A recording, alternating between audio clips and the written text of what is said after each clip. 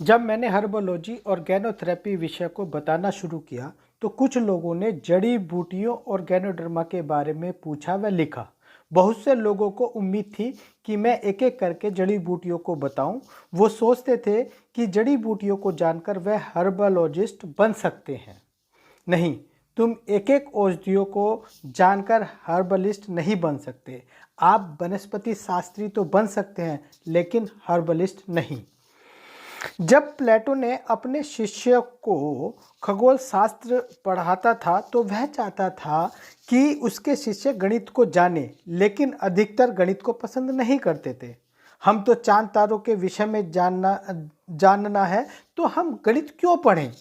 लेकिन उन्हें गणित जानना जरूरी था, क्योंकि ग्रह की कक्षा की गणना से ही तुम किसी तारे की निश्चित साल के निश्चित समय में उसकी स्थिति को जान सकते हो। वह तब गणित की आवश्यकता पड़ेगी।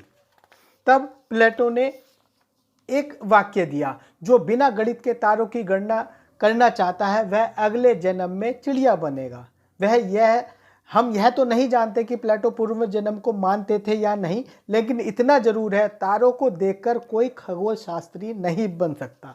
प्लेटो के आधार पर ही मैंने सलाह देना चाहता हूं कि जो शरीर की कार्यप्रणाली को जाने बगैर जड़ी बूटियों को जानने की कोशिश करेगा वह अगले जन्म में तितली बनेगा।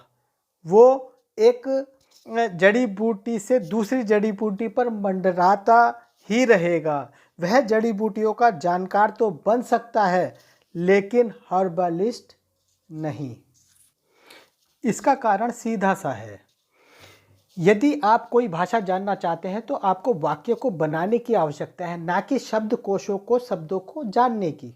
औषधि शास्त्र में भी सभी औषधियों के कार्यों का विवरण दिया गया है और वह औषधियों की डिक्शनरी है, जिससे आप जड़ी बूटियों के कार्यों को जांच सके। जैसे एक शब्द के कई अर्थ हो सकते हैं, उन्हीं सभी शब्दों व अर्थों को आपको याद रखने की आवश्यकता नहीं है।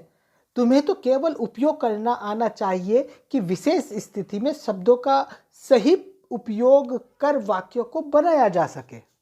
कई जड़ी बूटियों के बहुत सारे कार्य हैं, जैसे दालचीनी के 20 से भी ज़्यादा कार्य हैं। क्या तुम दालचीनी के 20 कार्यों को याद रख सकते हो? आप ऐसा कर सकते हो, लेकिन इसी समय आपको 50 जड़ी बूटियों के कार्यों को भी जानना है तो तुम दालचीनी के कार्यों को भूल सकते हो। तो तुम एक एक जड़ी बूटियों के कार्यों को याद कर हर्बलिस्ट नहीं बन सकते। तो तुम जड़ी बूटियों को कैसे जानोगे? तब मैं गैनोथेरेपी का उदाहरण देता हूँ।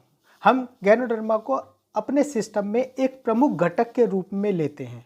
पिछले 30 सालों से मैं गैनोथेरेपी के बारे में बता रहा हूँ, लेकिन 99% समय में मैं शरीर की प्रणाली व गैनोथेरेपी के 4 नियमों की बात करता हूँ और उसकी संभावित प्रतिक्रियाओं पर मैं शायद ही कभी अकेले गैनोडर्मा की बात करता हूँ। ऐसा क्यों?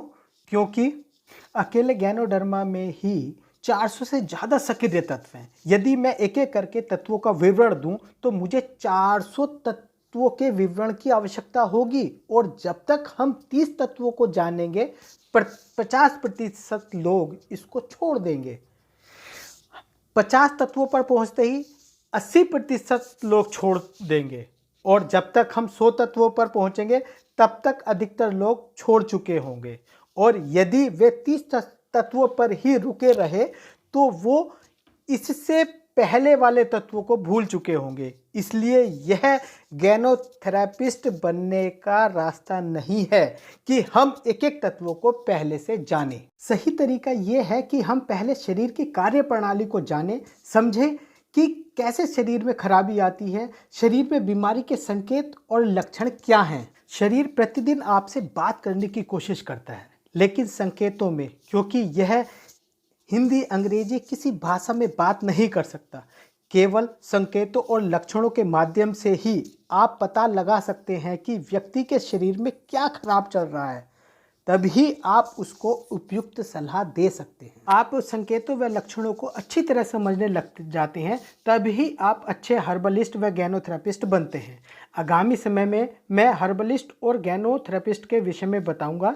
ये हमारे लिए एक ही हैं। संकेत, लक्षण और प्रतिक्रिया के माध्यम से तुम्हें आवश्यकता होगी कि शरीर की कार्यप्रणाली व संरचना विज्ञान को अधिक से अधिक जाने। इसलिए आपको हेक्साजीनियस सिस्टम के 6 भागों वाली गैनोथेरेपी को समझना चाहिए।